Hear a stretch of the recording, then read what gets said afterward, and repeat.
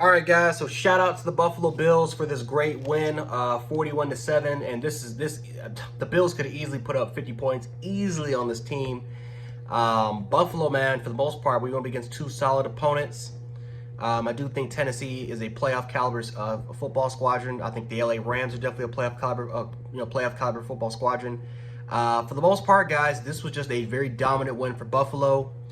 We started the game off a little bit slow. I mean, our offense kind of started with a touchdown drive, but I felt like our defense kind of started off a little bit slow. Tennessee did a really good job of play action and really finding a lot of the intermediate routes and even some of the crossing routes and overall routes that kind of gave our defense trouble. We do have two rookie stars. We do have guys, Dane Jackson, who, by the way, he got hurt. Tremaine Edmunds kind of hit him accidentally, and Dane Jackson's out most likely with a fractured neck, so definitely wishing him a speedy recovery. But we had Dane Jackson and Christian Benford, who's our sixth round draft pick at corner. And Christian Benford, he got picked on. He definitely got picked on a little bit earlier on.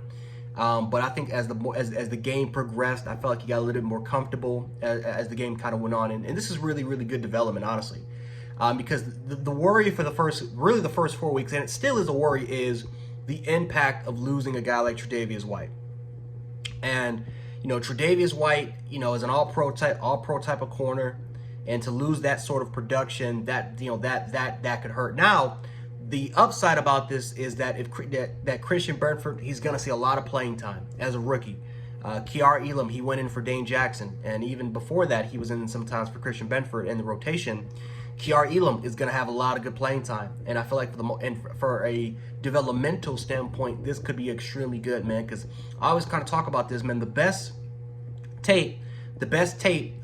ways for players to get better, in my opinion, is for them to actually play themselves. Get some tape and learn and try to learn from their mistakes and learn even from the good plays they make. There's always something that could be corrected. So that's why I do like to see our young guys get out there and play. But it is going to be a worry next week when you're going against Jalen Waddle and Tyreek Hill and Mike Gesicki. That's a big, big worry, and that's going to be a big task for both those guys to get in there and play. I thought our defensive line was excellent. Defensive line has been the bright spot of this defense, kind of making up for the losses that we had in the secondary. Micah Hyde, he also kind of went out as well. I don't know. He looks like he has a concussion, but I'm not sure he's going to be back for next week. So that's something that we have to prepare for. But Von Miller was fantastic. Jordan Phillips was solid.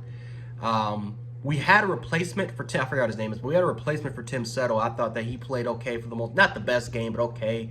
Gregory Rousseau had a really good game, kind of more as an edge defender, had a sack as well. I thought he was excellent as well. We showed a lot of depth, honestly, in our defensive line.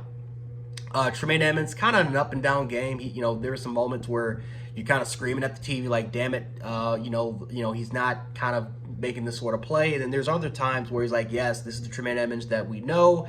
This is why we kind of drafted him in the first round, right? His speed, his athleticism. When Buffalo actually uses him to blitz, I feel like he is one of the best blitzing backers in the NFL. Matt Milano had an excellent game. Matt Milano continues to be one of our best defensive players, if arguably the best arguably you can make an argument the best defensive player on the team. He was excellent. Jordan Poyer made plays.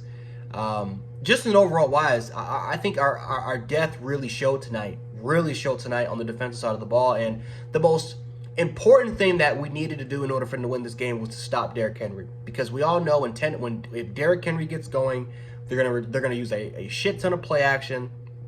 They're going to use a shit ton of play action, and they're just going to chew your defense apart. Like, that's why Tennessee has been so successful over the years, is because they've always had a really great running game. They've always had a solid offensive line, and Ryan Tannehill, for the most part, as a quarterback, even though he's not the best guy in the world, he is solid. He's solid for the most part.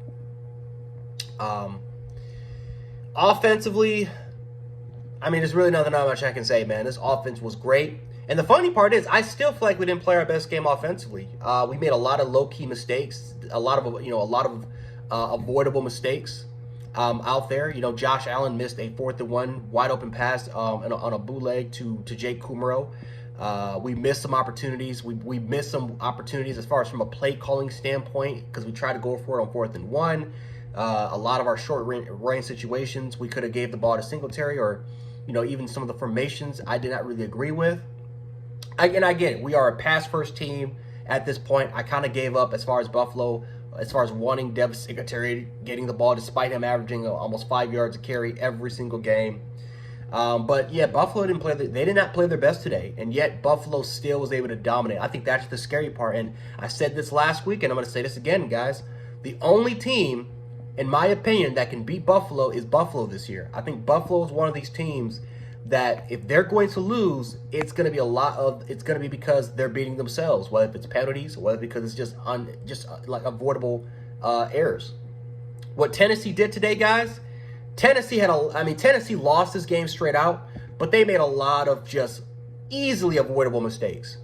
These guys, they fumbled 3-4 times on punt returns, the penalties. Tennessee had a crap ton of penalties. It was just easily avoidable mistakes that definitely should never even happen, and Tennessee did not help themselves out. So that's Buffalo. Like, if Buffalo's gonna lose this year, in my opinion, it's gonna be because Buffalo is beating themselves up, and that's something that I hope that we won't do, because we did that a lot last year. And even though we ended up with an 11-6 record, we went in the playoffs. We shocked a lot of people of how well we were playing, to a point where a lot of people were saying that we should have been playing the Super Bowl, and people that believe that from the start because of our regular season record. So I feel like for this team, we just gotta, again, it's a lot of things that have to happen. Number one is luck. We gotta stay healthy. But we can't really beat ourselves up in this matter. So next week, Miami, tough game. I'm excited for it. Definitely, again, I got some friends that are Dolphins fans, family members that are Dolphins fans. They're gonna talk their shit. It's gonna be it's definitely gonna be a fun afternoon, especially gonna be playing in Miami. It should be a little bit more cooler, but we'll see. It's still probably gonna be humid as all hell. But overall, I'm just excited for that, and it's a short week, but hopefully we can get in there, get 3-0, because this is a very, very important game against a divisional rival.